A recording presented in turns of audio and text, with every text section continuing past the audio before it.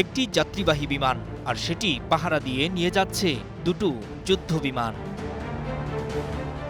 Escort দিয়ে নিয়ে যাওয়া বিমানটি ইসরায়েলি প্রধানমন্ত্রী বেনিয়ামিন নেতানিয়াহুর ব্যবহৃত সরকারি বিমান, এটি প্রকাশ করেছে খোদ ইসরায়েলি গণমাধ্যম চ্যানেল 12।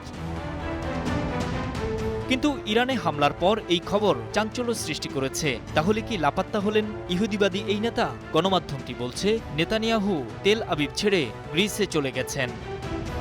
তুরস্কের গণমাধ্যম টিআরটি গ্লোবালও নিশ্চিত করেছে শুক্রবার বিকেলে নেতানিয়াহুর ওই বিমান দেখা গেছে গ্রিসের অ্যাথেন্স বিমানবন্দরে, যা দেখার পরই সামাজিক যোগাযোগ মাধ্যমে বিষয়টি ছড়িয়ে পড়ে, জন্ম দেয় ব্যাপক আলোচনার। কিন্তু আরোহীদের তালিকায় নেতানিয়াহু কিংবা তার পরিবারের সদস্যদের কেউ ছিলেন কিনা তা নিশ্চিত হওয়া যায়নি।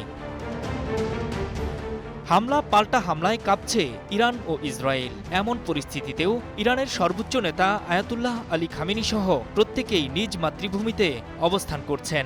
ইসরায়েলকে বিন্দুমাত্র ছাড় না দেওয়ার হুঁশিয়ারিও দিয়েছেন খামেনি। বিপরীতে হামলার পর থেকেই নেতানিয়াহুকে কোথাও প্রকাশ্যে দেখা যায়নি।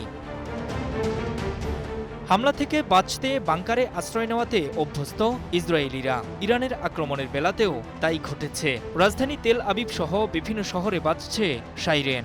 আগামী অন্তত 2 সপ্তাহের জন্য খাবার মজুত করার নির্দেশ দিয়েছে সরকার। কিন্তু এমন ভীতিকর পরিস্থিতির মধ্যে জনগণকে ফেলে কোথায় চলে গেলেন গাজায় গণহত্যাকারী নেতানিয়াহু? এটি ঘুরপাক খাচ্ছে সর্বত্র। নূর মোহাম্মদ, স্টার নিউজ।